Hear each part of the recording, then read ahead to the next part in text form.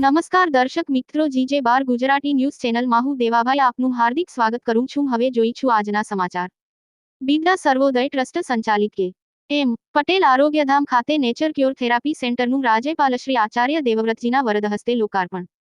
પ્રાકૃતિક ચિકિત્સા એ મનુષ્યનો પ્રકૃતિ સાથેનો પૂર્ણ સંપર્ક સાધવાની પદ્ધતિ છે।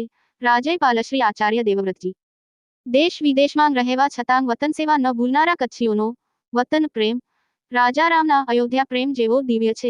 રાજ્યપાલ શ્રી આચાર્ય દેવવ્રતજી સ્વસ્થ જીવન માટે યોગ પ્રાણાયામ અપનાવી પ્રાકૃતિક પેદાશોને પ્રોત્સાહન આપવા રાજ્યપાલશ્રીનો અનુરોધ। પ્રાકૃતિક ચિકિત્સા એ મનુષ્યનો પ્રકૃતિ સાથેનો પૂર્ણ સંપર્ક સાધવાની પદ્ધતિ છે। 5 તત્વોનું બનેલું મનુષ્ય શરીર 5 તત્વોના અસંતુલનથી બગડે છે। નેચર ક્યોર આ 5 તત્વથી શરીરને સંતુલિત કરવાની વિધિ છે। ત્યારે સરહદી કચ્છ પ્રદેશના બિરડામાં દાનવીરોના દાનથી ચાલતી હોસ્પિટલમાં પ્રાકૃતિક ચિકિત્સા પ્રદાન કરવા જે કાર્ય આરંભાયું છે તે અભિનંદનને પાત્ર છે, એમ કચ્છની મુલાકાતે પધારેલા રાજ્યપાલ શ્રી આચાર્ય દેવવ્રતજીએ આજે બિરડા ગામ ખાતે બિરડા સર્વોદય ટ્રસ્ટ સંચાલિત કે એમ પટેલ આરોગ્યધામ ખાતે નેચર ક્યોર થેરાપી સેન્ટરનું લોકાર્પણ કરતાં જણાવ્યું હતું। રાજ્યપાલ આચાર્ય દેવવ્રતજીએ આ પ્રસંગે હોસ્પિટલના પાયાના પથ્થર સ્વ. બચુભાઈ રામવિયાને યાદ કરતાં જણાવ્યું હતું કે સરહદી વિસ્તારના લોકોના કલ્યાણ માટે સ્થાપેલી હોસ્પિટલ આજે વટવૃક્ષ બનીને દીન દુખિયાઓ માટે કાર્ય કરી રહી છે। દરેક પ્રકારની આરોગ્ય સેવા આપતી આ હોસ્પિટલમાં કાર્યરત નેચર ક્યોર થેરાપી સેન્ટર લોકોને પ્રકૃતિની વધુ નજીક લઈ જઈને આરોગ્ય પ્રદાન કરશે। તેમણે સ્વસ્થ શરીર માટે આયુર્વેદનો મહિમા જણાવીને લોકોને જીવનનો આનંદ માણવા માટે પ્રથમ સ્વસ્થતા પર ધ્યાન આપવા ભાર મૂક્યો હતો। આજના ફાસ્ટ યુગમાં ફાસ્ટ ફૂડ, બેઠાડું જીવન, આળસ ત્યજીને વ્યસ્તતા વચ્ચે પણ યોગ પ્રાણાયામ સાથે યોગ્ય જીવનશૈલી અપનાવવા અનુરોધ કર્યો હતો।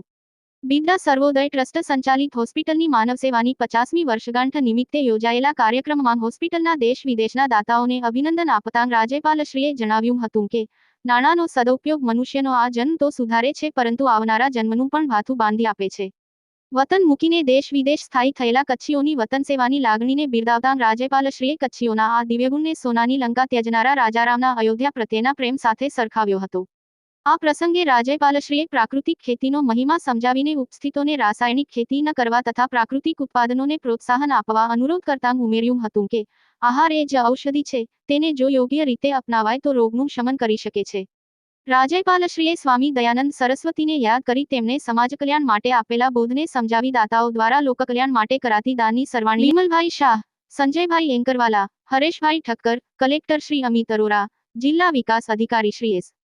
કે. પ્રજાપતિ, પશ્ચિમ કચ્છ પોલીસ અધિક્ષક શ્રી મહેન્દ્ર બગડિયા, પ્રાંત અધિકારી શ્રી ચેતન મિસણ સહિતના અધિકારીશ્રીઓ, પદાધિકારીઓ, આગેવાનો તથા ગ્રામજનો ઉપસ્થિત રહ્યા હતા।